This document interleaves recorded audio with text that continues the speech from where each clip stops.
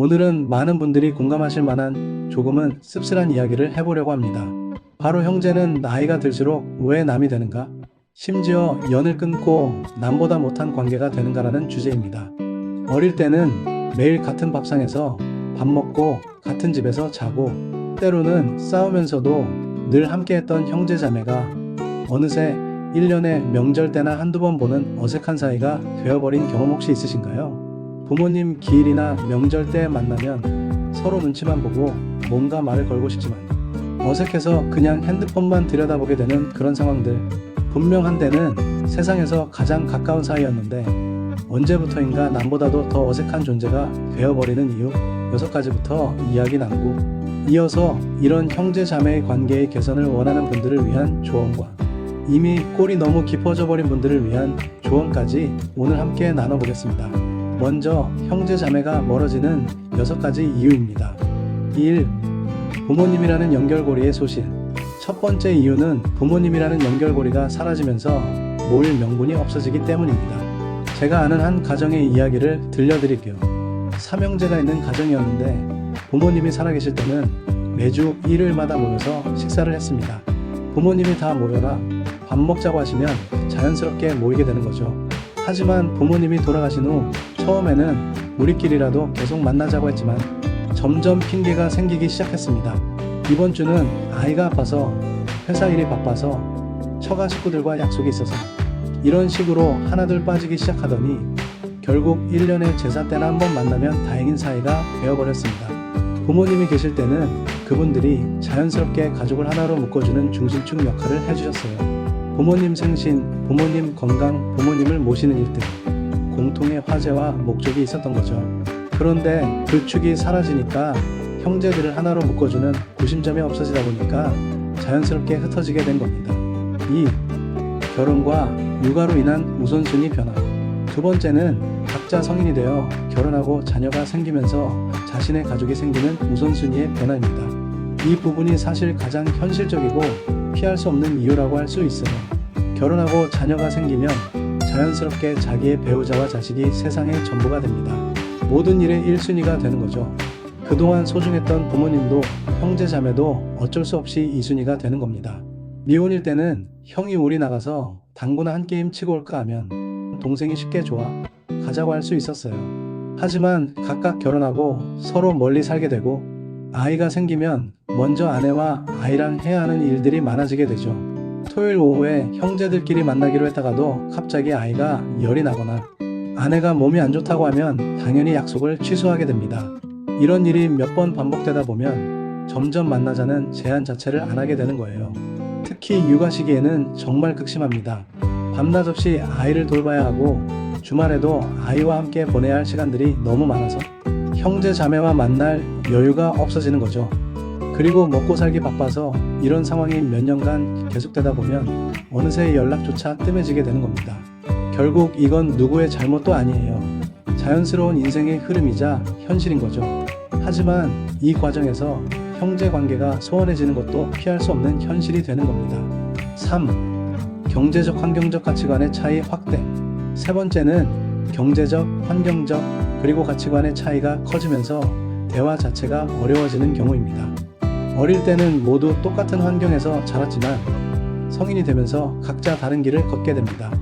한 명은 대기업에 다니고 한 명은 자영업을 하고 한 명은 프리랜서로 일하게 되었다고 해보죠. 그러다 보면 자연스럽게 경제적 수준도 달라지고 생활 패턴도 달라지고 심지어 정치적 성향이나 교육관까지 달라지게 됩니다. 예를 들어 형네는 강남의 50평대 아파트에 살면서 벤츠 끌고 다니고 형수는 명품 가방을 들고 다니는 상황이에요. 그런데 동생은 자영업 하는데 장사는 잘 안 되고 월세 아파트에 사는데 생활은 빠듯한 상태이죠. 어느 날 형이 우리 새 집으로 이사했으니까 한번 놀러와라고 해서 갔는데 집안이 화려하게 꾸며져 있는 거예요. 고급 가구에 비싼 가전제품들, 벽에 걸린 그림들도 엄청 비싸 보이고 말이죠. 형은 자랑스럽게 집 구석구석을 보여주고는 저녁 먹자면서 한우갈비 굽고 고급 양주 꺼내놓으면서 맛있게 먹자고 하는데 동생은 점점 주눅이 들기 시작하는 거죠. 자존심도 상하고 괜히 내 처지가 초라하게 느껴지고 그날 이후로 자연스럽게 만나는 횟수가 줄어들게 되는 거예요. 형은 형대로 동생이 왜 연락이 없나 싶고, 동생은 동생대로 만날 때마다 기가 죽는다 싶어서 거리감이 생기게 되는 거죠. 4. 돈 문제로 인한 갈등. 네 번째, 그리고 가장 현실적인 문제가 바로 돈 문제입니다. 특히 부모님 병간호 비용이나 유산 상속 문제에서 깊은 갈등이 시작되는 경우가 많습니다.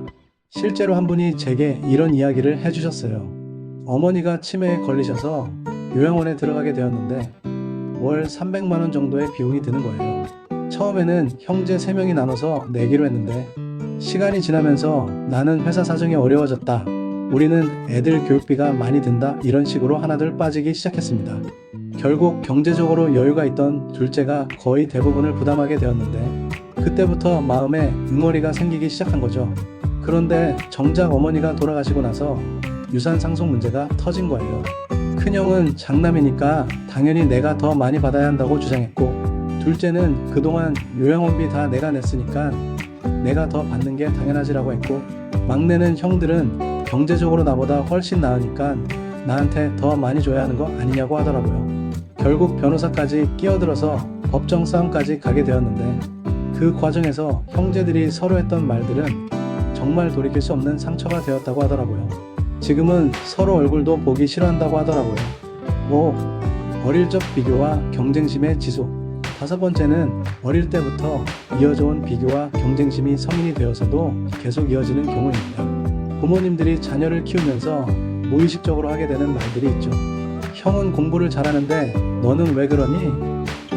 동생은 착한데 너는 왜 말을 안 듣니?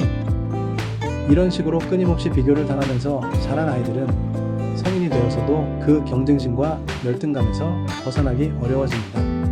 한 사례로 형은 의사가 되고 동생은 일반 회사원이 된 경우가 있었는데 가족 모임만 있으면 친척들이 역시 큰아들이 효자다, 의사 아들 등 부모가 부럽다, 이런 식으로 계속 형을 치켜 세우는 거예요. 동생 입장에서는 매번 만날 때마다 상처를 받게 되고 자연스럽게 가족 모임 자체를 피하게 되는 거죠. 6.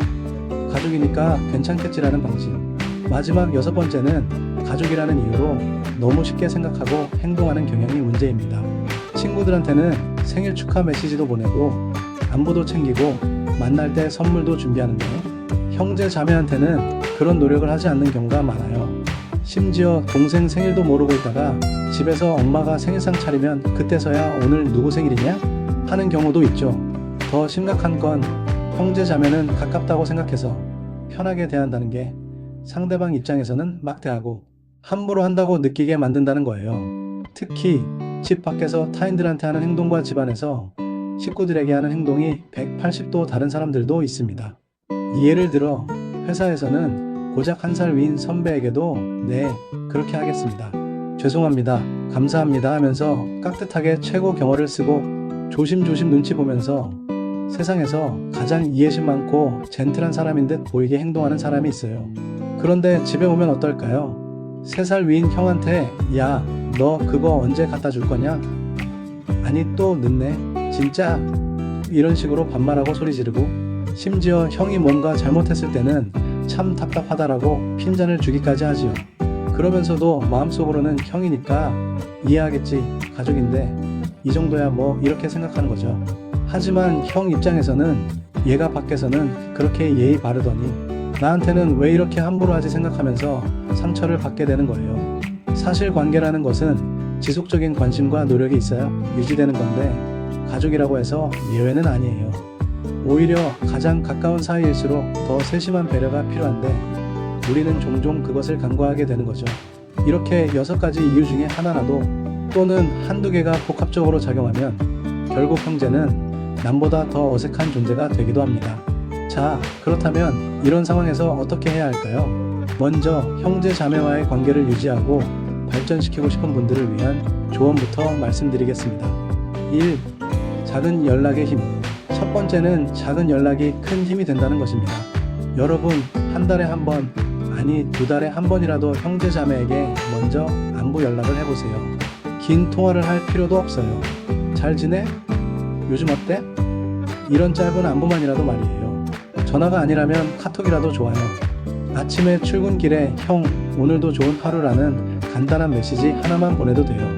아니면 재미있는 짤이나 유튜브 링크 하나 보내면서 이거 웃겨서 보내요, 이런 식으로 시작해도 되고요. 날씨가 갑자기 추워지거나 더워지는 날에는 건강 조심하세요. 비가 많이 올 때는 운전 조심해서 다니세요. 이런 짧은 메시지만 보내도 상대방은 나를 생각해 주는구나 하고 느끼게 되거든요. 중요한 건 거창한 용무가 있어야 연락하는 게 아니라 그냥 생각나서 궁금해서 연락하는 거예요.